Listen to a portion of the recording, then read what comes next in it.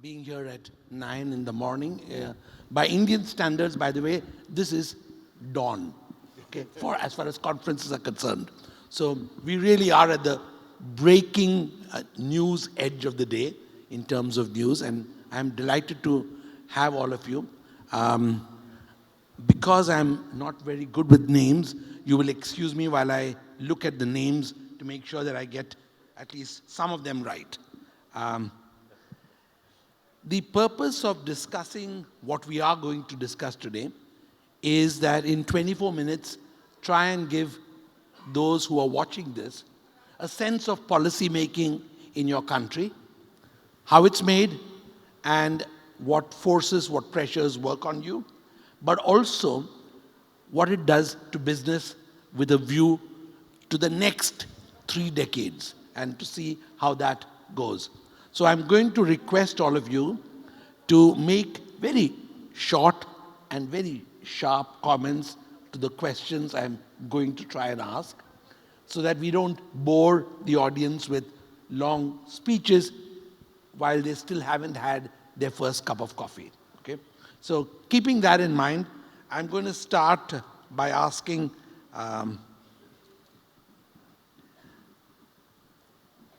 only because your name begins with A, Mr. Aron Shaviv, to just tell us about policy making in your country, which has had huge leaps in terms of technology, in terms of innovation, and what helps policymakers take those decisions. Thank you very much, Dilip. Much like yourself, I'm a political consultant. So I think Mr. Panday, Dr. Kaufmann, Marc, and Mr. Smith, they're policy makers. We're no policy makers, but we advise them. And so perhaps I'll start off by saying, I'm sure you'll have, as Dr. Kaufmann said in his remarks, he said the purpose of policy is to give a better future to his citizens, and perhaps all these young people in the blue shirts sitting a little bit in the back. I think the real power in policy takes a long time to take effect, and it's to bring it down to a level that they can understand. So rather than speaking about macro, talk about micro. Maybe, perhaps I'll give a very, very quick example. I once ran a campaign for a candidate in Zagreb, and I saw his billboards were up before I started working for him. And his billboards had his name and it said, "For the President of Croatia." And the first thing I said to him when I met him is, your messaging is all wrong. If I'm a voter and I'm reading your billboards, you're telling me how your life might get better. If you become president, you will live in the presidential palace, you'll travel the world, you'll travel in a motorcade. But as a voter reading your billboards, you haven't told me how my life might get better. And so perhaps for all the policymakers around, I think that's the main idea, is how will your policy really talk to these guys in the back and explain how is your life going to get better. Excellent, excellent. I'm going to come to you, Dr. Kaufmann, because you've been already sort of named for the comments you've made. From the German perspective, and I'm assuming I'm right on the country, how do you see a slightly different Europe today making policy for the next decade? Because it's not the Europe that it used to be. It feels more threatened. It's no longer considered as at the cutting edge of global policy making. It's there, but it's struggling to be there. What do you see as the German policymakers' vision for the next decade? Because we're talking about what's next. Yeah, thank you very much for the question. You're totally right. Germany is, in a way, different than India. We have an aging society.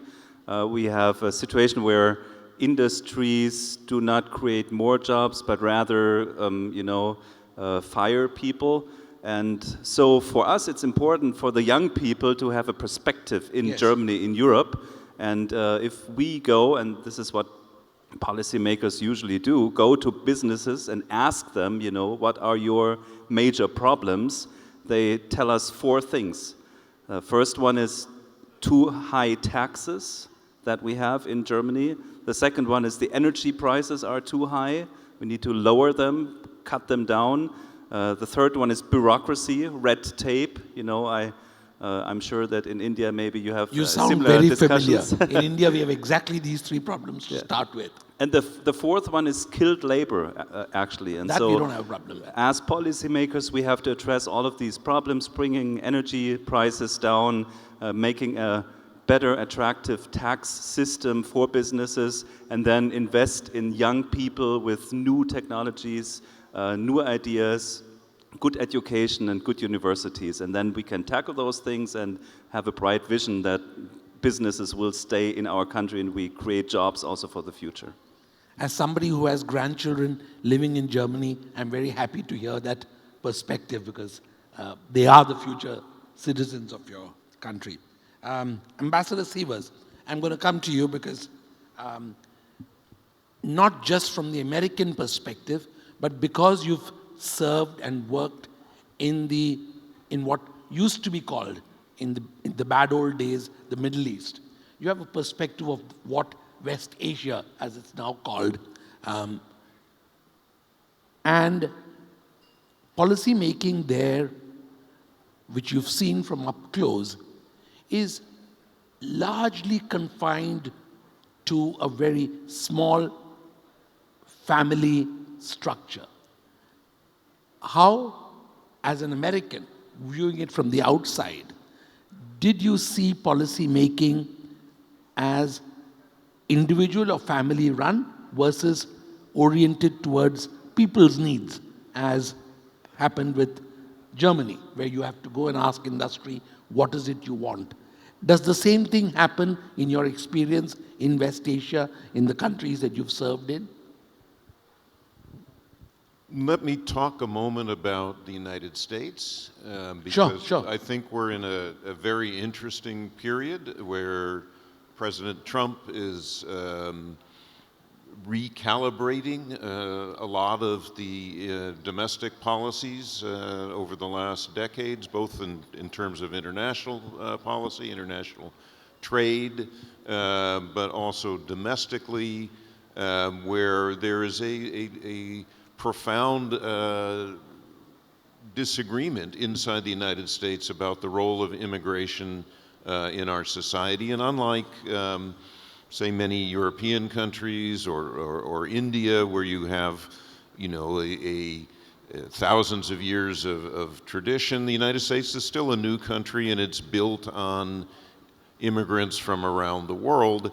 And yet the idea of unrestricted immigration, open borders, and so forth was really the issue, I think, that President Trump, or one of the key issues that President Trump ran on, both in his first term and then in 2024 when he was reelected, putting, getting a control over our borders, reestablishing due process for immigration, and not just, accepting large population transfers that without any restrictions and control. So that's one thing.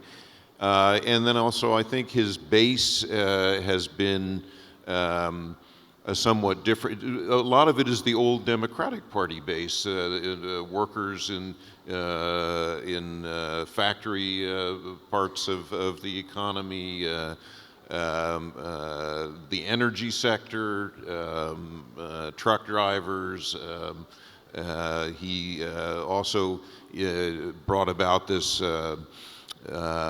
getting rid of income tax on tips, so that's for all of the service workers.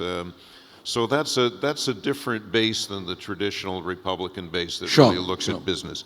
Applying that to the Middle East, look, the role of an American ambassador anywhere in the world really is first to look out for the interests of the American businesses and the American community, American citizens. and also providing access and information to the local society. I'll give an example of the UAE, where you're absolutely right. There are royal families in each of the Emirates, and they are the policymakers. And yet there is an institutionalized desire to protect and take care of the entire resident population, because the Emiratis are less than 15% of the country. And if the workers who come and professionals and people at all different levels come from all over the world, if they don't feel that they have a good and comfortable life in the country, it's going to cause lots of problems. So they have prioritized creating a safe and secure working environment and living environment for all of the people that come there. That's a very different thing than the United States, but it's interesting to have that contrast. Thank you. Thank you. I'm going to request you, Mr. Suren Panday, to give us a perspective from the South African nation's perspective, because that's very far removed from the geographies we've talked about, I would think, probably from my perspective as someone who's only been to your country a couple of times, closer to the issues we deal with in India. Would you like to tell us how,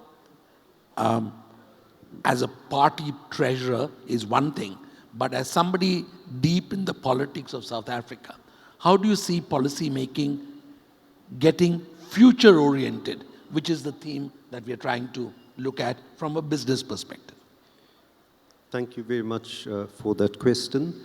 I think just for the benefit of the audience, I'd like to start off by saying that South Africa's constitution is recognized as being world-class. We've got excellent policies. We have a young population. We have serious challenges in translating those policies into practical and basically fueling growth in the country. Hence, we have unemployment of 32%. Over the past 12 to 18 months, steps have been taken, and we've got various commissions of inquiries that's currently going on. And with the young population, and our first speaker alluded to it earlier on, when we went into elections 18 months ago, the population and the results of that resulted in a coalition. So I believe that the political arena now with a coalition is going to result in those policies being translated into key deliverables that are necessary to reduce the unemployment level. And as you reduce unemployment level, you create and you become more consistent with your policy. You're going to get more capital coming in, more opportunities, and we need to also reduce the density of legislation that makes it very, very challenging for foreign companies to come and trade in South Africa. Thank you. Thank you. May I request you, Mr. Stuart Smith, to now chime in from your part of the world. I hear around the speakers who've spoken that the issues which resonate are political sensitivity to what the citizens are demanding. I'm going to push you a little further by asking you how policymakers in your country are able to read the tea leaves of the future and try and attune the economy and business to what is going to happen tomorrow, which very often citizens are not necessarily aware of, but young citizens are going to be affected by. Well, thank you for what is quite a difficult question to answer. Ultimately, politicians or policymakers, if you want to call us that, are actually governed by the length of a political term. And so that does lead to short-term thinking, really, because you have to get re-elected. Yes. But with that in mind, New Zealand is a trading nation. Largely agricultural exports are the greatest export that we have, followed by international tourism. But we also have a vibrant tech sector, which is largely associated with agriculture. But we do have, as I said on Thursday, the third most space launches behind the US and China. So we have, and that's a private company that was started by a university dropout who like to build rockets. So anyone can succeed, even in a small country, with tech. So the trick for policymakers is to create an environment where those people can emerge and they have the facilities to be able to grow. And that was some key policy decisions that were made over about 8 years ago that enabled that space industry to get started by giving them good regulatory framework so that they could get their launches underway quite quickly. We have because we have in the middle of the Pacific, and it's not a crowded aircraft flyover space, particularly to the east of our country, so it's very favourable for that sort of activity. But we face a much greater, we've got two big problems in my view that we are trying to address. Number one, I spoke about free trade agreements on Thursday, so I won't go over that again, but number one is energy security, and we had two bad policies brought in by the previous government which banned the exploration of oil and gas, which one thing we had going in our favour was very low sovereign risk. That policy change destroyed that. So we've got to build that back. That's the first thing. And as part of that, we have to ensure we've got, as Dr. Kaufmann mentioned, a good mix of generation sources, and we need more energy capacity than we have demand for, or we're going to have problems. And the other one that I think really exercises me, speaking really to the young people, which is where you started on this, is our human capital problem. We have to import people to work and do jobs, particularly skilled people, but also low-skilled jobs, and yet we have a very low unemployment rate, but we have a lot of people that we're paying not to work. And the problem with that is not just a financial one, it is a social one, because people that don't work, all the statistics show they have bad outcomes for them and for their children. And so we've got to address those problems. Thank you. I'm going to do, we've got 7 minutes and we've got 5 speakers. A one-word reply to this question, and I'm going to start in reverse order because of your patience. If there was one policy issue, just one word, remember I'm looking for one word, one policy issue, for example, it could be employment, it could be energy, what is it that you would change in the way things are happening in your country today? Which is the one policy silo, as it were, that you think change is critical? We have just 6 minutes, so I'm going to just ask for one word from each of you. Energy. Thank you. Energy. Labour legislation to reduce the complexity. Lovely. No, not you, Ambassador, because it's in reverse order. I could think of several, but since you asked for one. Just one. I think we need a reform of our higher education. I think it's gone astray. Fantastic. And it needs to be more focused on the future. Lovely. Well, since energy and education was already mentioned, you can repeat. I will take the bureaucracy. I think this is a really big issue, especially not only in our country, but coming from the EU. Yes. You might be aware of it, and we need to cut that back tremendously. Cut Brussels to size. And I think for me, the one-word answer would be something which I don't think we need to decrease, but something where I'd like to see increase would be security. whether it comes to actual geopolitical security, energy security, job security. I'd like to see it increase rather than decrease. Thank you. And because we have the missing Indian policymaker, I will end with one story just to share with you, which hasn't been shared even in public before, is that the first job I got after I passed out of my master's program in economics was policymaking.